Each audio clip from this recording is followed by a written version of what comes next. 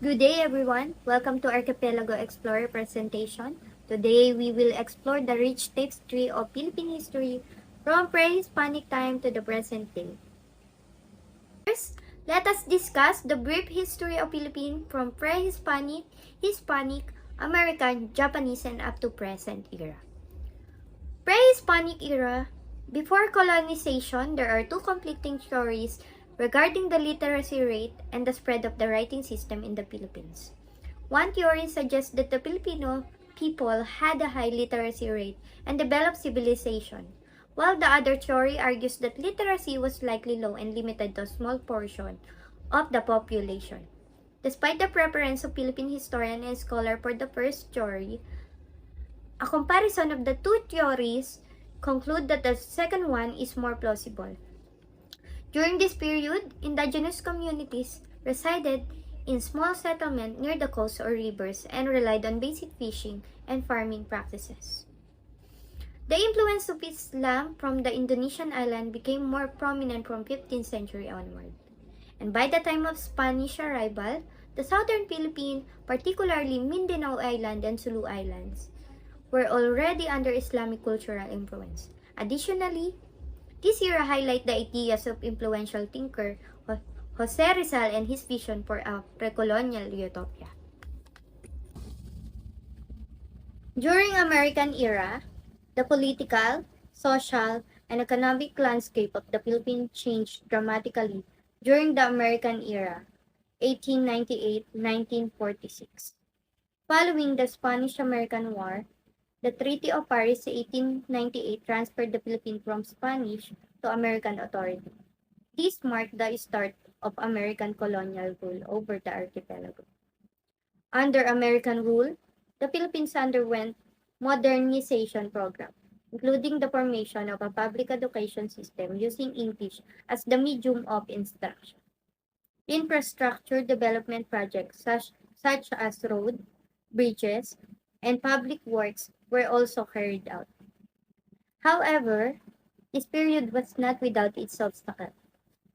The Philippine-American War from 1899 to 1902 broke out as Filipino revolutionaries challenged American power. Despite final suppression, nationalist aspirations remained, laying the groundwork for future independence efforts. Following World War II, the Philippines gained independence on July 4, 1946, transitioning from colonial to sovereign status while maintaining connection with the U.S. Japanese era. The Japanese era in the Philippines from 1942 to 1945 was marked by severe oppression, forced labor, and food shortage. Filipino guerrilla forces, aided by American allies, resisted the Japanese occupier. The Philippines was liberated by Allied forces in 1944 and 1945. But the occupation left lasting trauma and destruction. Post-Japanese era, the Philippines gained independence in 1946. Facing political instability and economic challenges, martial law under President Ferdinand Marcos led to authoritarian rule. But the People Power Revolution in 1986 restored democracy. Since then, the country has grappled with issues like corruption, poverty, and natural disasters, alongside efforts for economic development and social progress. After discussing the history of the Philippines, in this segment ay tatalakayin natin ang important milestone that have marked the political, economic, social, technological, cultural, and sport landscape of the Philippines. In political milestone, meron tayong 1998 Declaration of Philippine Independence.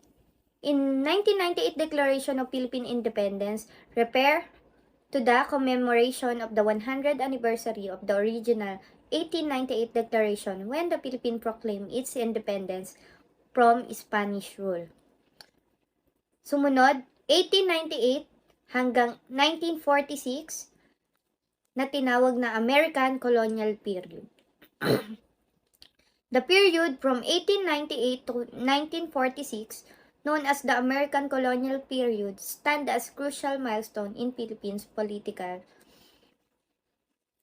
history. It marks the transition from Spanish colonial rule to American governance and eventual independence. Sumunod, 1946, restoration of Philippine independence. In 1946, the Philippines gained independence from the U.S., ending almost 5 centuries of colonial rule. The milestone marked in the culmination of decades of political struggle and ushered in a new era of self-government and nation building. Sumunod ay ang 1986, the Declaration of Martial Law. Declaration of Martial Law na pinangunahan ni President Ferdinand Marcos led to widespread human rights abuses and power consolidation. Then martial law led to the arrest of opposition figures, censorship of the press, and the consolidation of power by the Marcos regime. It lasted until January 17, 1981, profoundly impacting Philippine society and politics. Nasinundan ng People Power Revolution noong 1986, na tinawag ding EDSA Revolution. The People Power Revolution na naganap noong February 22 to 25, 1986 in response to Marcos fraudulent re-election, marami ang nagprotesta, milyon-milyon ang mga nagprotesta, kaya naman ito ay bumagsak sa kanyang resignation. This led Marcos' exile and the accession of Corazon Aquino to the presidency.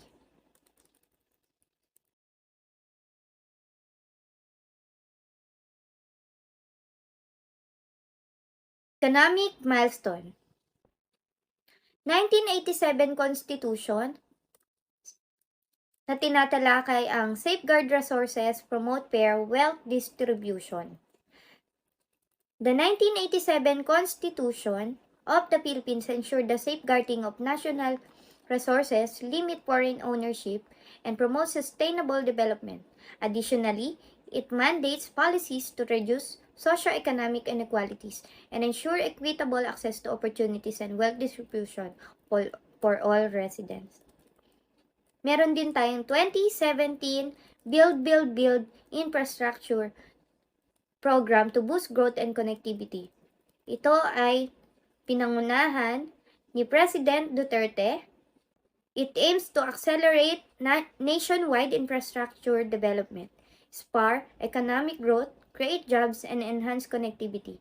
By heavily investing in key sectors like transportation and energy, it addresses long-standing infrastructure deficiency, attracting investment and improving quality of life for Filipinos. Dumako naman tayo sa social milestone. In 1935, women's suffrage grant women voting right, a pioneering move in Asia. The women's suffrage provision in 1935 Constitution granted Filipino women the right to vote and participate in election, marking a significant step toward gender equality and political empowerment in the Philippines. Sumunod ay ang 1991 Indigenous People Rights Act recognizes and protect indigenous community o ang tinatawag sa IPRA. Ang Constitution ay rights to self-determination, cultural preservation, and sustainable development. In 2012, Reproduction Health Law provides contraception, access, and education o ang mas kilala bilang Reproductive Health Law of 2012. This significant milestone in Philippine history with broad economic implication by providing contraception, access, and education. This empowers women to make informed choices, leading to smaller families and better health outcomes. Additionally, it promotes workforce participation, reduces unplanned pregnancy, and enable families to invest more in essential needs like education and healthcare. In 1994, commercial internet services. Access to information, communication, and opportunities for Filipinos fostering global knowledge exchange and driving growth in sectors like IT, outsourcing, and e-commerce.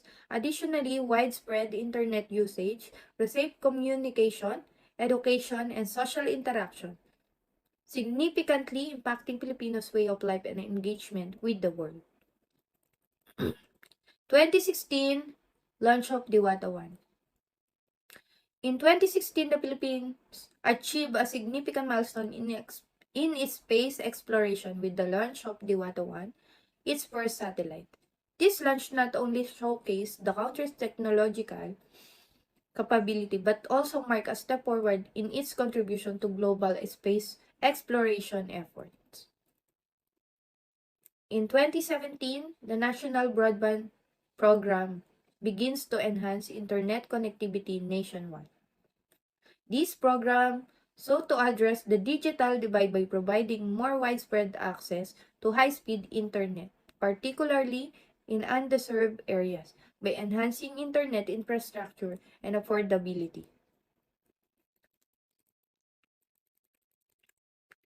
Sumunod ay ang cultural milestone. In 1987, Constitution, Filipino declared national language, promoting unity and identity. In 1987, Filipino was declared the national language of the Filipino, a move aimed at fostering unity and strengthening national identity. Filipino, based primarily on Tagalog, was chosen for its widespread use and understanding among Filipinos across different regions. These declarations symbolize a commitment to linguistic and cultural diversity while providing a common language for communication and expression among the country's diverse population. 2011 Baybayin Bill recognized an ancient script Baybayin as a national cultural treasure.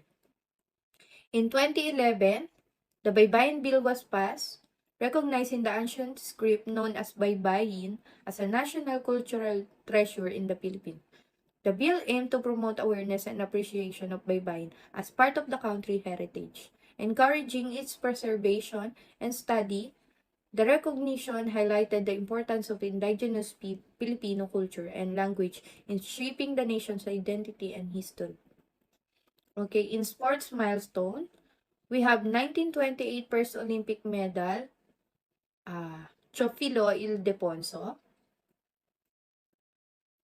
achieved not only mark a significant moment in Philippine sports history but also showcase the talent and determination of Filipino athletes on the international stage, which secured a bronze medal in the men's 200-meter breaststroke event during the Summer Olympic held in Amsterdam. In 1954, Philippines hosts Asian Games, showcasing organizational prowess. In 1954, the Philippines hosted the Asian Games, demonstrating its organizational capabilities on international scale. Okay? Ito yung, dito nag-umpisa tayong mag-host sa Asian Games in 1954. In 1956, ang tinatawag na Chess Boy Wonder, who became the first Asian International Master, Rodolfo Tan Cardoso. Siya ang 1958 chess prodigy, represented the Philippines at Moscow Chess Olympiad in 1956, finishing second to Russia's David Bronstein with 76.5% score in 17 games and earning accolades for his natural talent. Okay, in 1946, the country's greatest thrower with the still unbroken 44-year-old discus record. In 1965, she set an Asian record at the 5th Asian Game in Bangkok, winning gold. De La Vina competed in the 1968 and 1972 Olympics, setting an enduring national record of 54.71 meters in 1971. She passed away on November 4, 2011, leaving an unbroken legacy. Good day, I'm Nicole, Gaye, Requinto. I will be discussing the future development in the Philippines considering our current state and the pandemic. Given the COVID-19 pandemic, our government should prioritize, program, and plans the effective program of our country's status.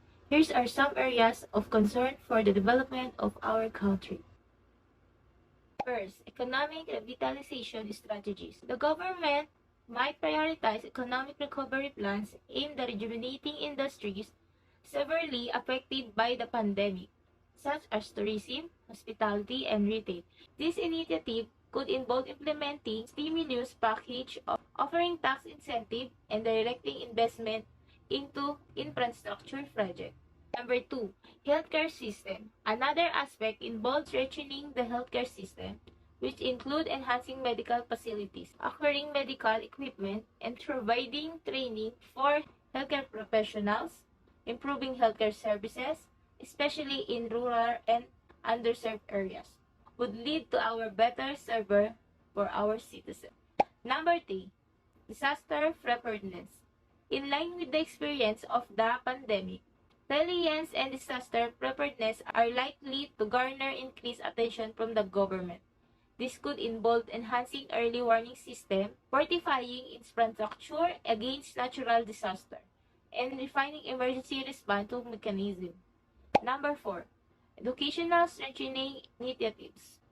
In response to the pandemic, induced shift to online learning, there has been a growing recognition of the need strengthening educational initiatives.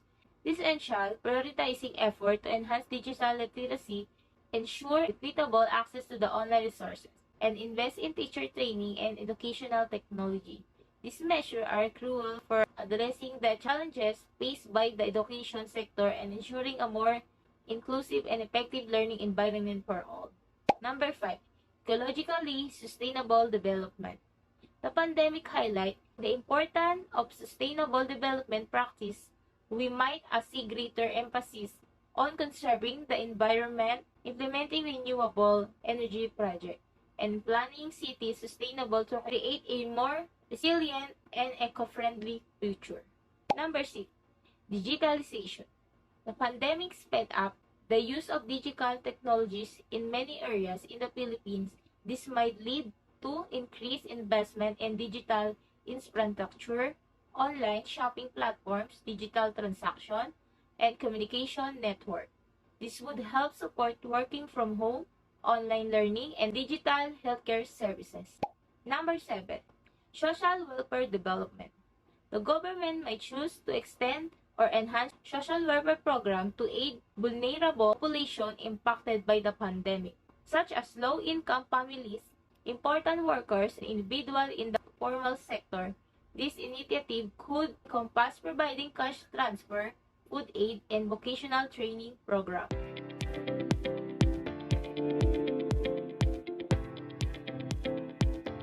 I will discussing an era of the Philippines that has been significant of our group. The current period of the Philippines, independent and post-independent, represent an ongoing journey of digital transformation that we experience firsthand. As technology advances at an unprecedented, it permeates every aspect of our lives, reshaping how to interact, work, and contract business.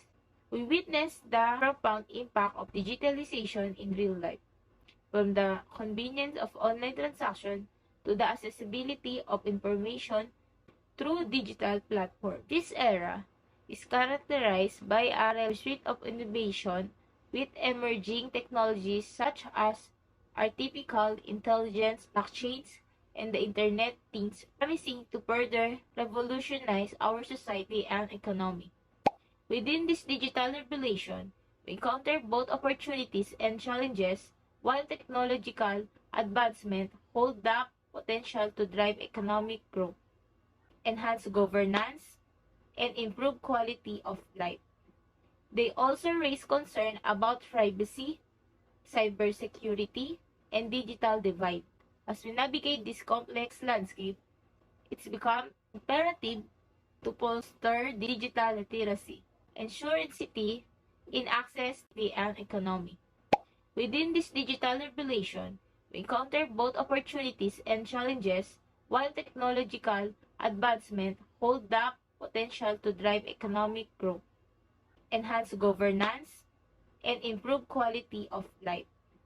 They also raise concern about privacy, cybersecurity, and digital divide.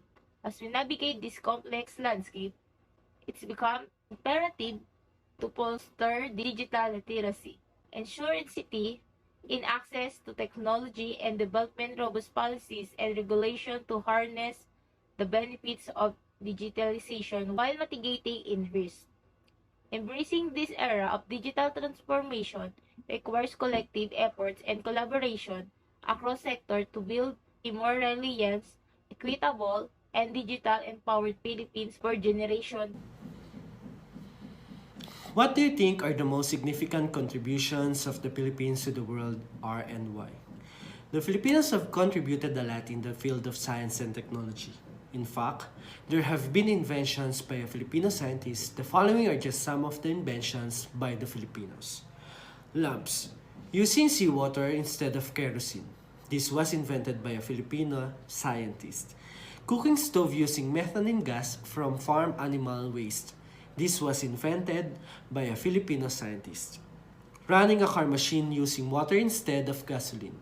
This was conceptualized by a Filipino scientist. And lately, a group of Filipino students invented robotic toy cars. There was also another group of Filipinos who was also able to invent dengue testing kits. The aforementioned are just some of the inventions by the Filipino scientists. Their inventions may not be the big, but their inventions can contribute to the science and technology, not just in the Philippines, but also in the world. Listed below are few more of the Philippines' most significant contributions. The alleged wealth accumulated by the Marcos family could have been allocated to infrastructure projects, poverty alleviation, and other socio-economic initiatives. Benefiting Filipinos, altering this era could redirect resources to fulfill these purposes. 2. The Philippines boasts a rich linguistic tapestry comprising over 170 languages and dialects with Filipino, derived from Tagalog, and English serving as the official languages. Filipino literature, influenced by national figures such as Jose Rizal, has left a lasting imprint on the literary realm of the region. Today, Filipino writers, poets, and playwrights are gaining increasing acclaim internationally and reaching the global literary landscape. 3. The Philippines is renowned for its substantial diaspora of overseas Filipino workers who make substantial contribution to the global labor force, notably in sectors such as healthcare, household services, engineering, and various professions. The remittances constitutes a crucial pillar of the Philippine economy, sustaining their family and making significant contribution to the both local and international labor markets and economies. The Philippines is celebrated for its remarkable biodiversity and stunning natural landscapes. The nation has played an active role in global conservation endeavors, safeguarding endangered species, coral reefs, and lush tropical rainforests. Its initiatives to address climate change and advocate for sustainable practices have earned recognition onto the international stage.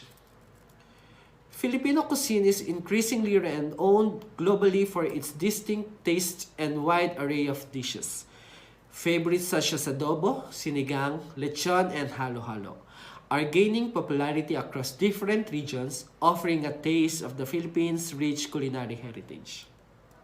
Last, Filipino musicians and artists have achieved international acclaim with figures like Lea Salonga, Arnel Pineda, and Manny Pacquiao. Gaining worldwide recognition, Filipino visual artists have also showcased their talent on the global art stage.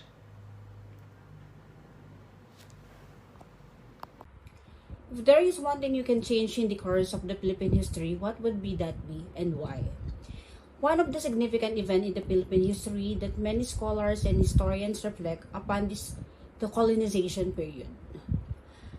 Colonization means the action or process of settling among and establishing control over the indigenous people of an area, or the action of appropriating a place or domain of one's own use. One of the significant events is the particularly Spain and United States. If we were to imagine changing one aspect, it might be altering the nature of colonization or preventing it altogether. Colonization brought both positive and negative impacts to the Philippines. One hand, it introduced the new cultures, languages, and technologies. On the other hand, it has also led exploitation and loss of indigenous cultures and social economic inequality. Preventing colonization altogether could have allowed the Philippines to develop its own unique path without external influences. However, it is also important to recognize the historical events are complex. And it is also important to recognize the historical events. Changing one aspect could have unforeseen consequences on the country's development and identity. Additionally, the idea of preventing colonization raises questions about altering of course history and its implication for present-day Philippines and would at large world.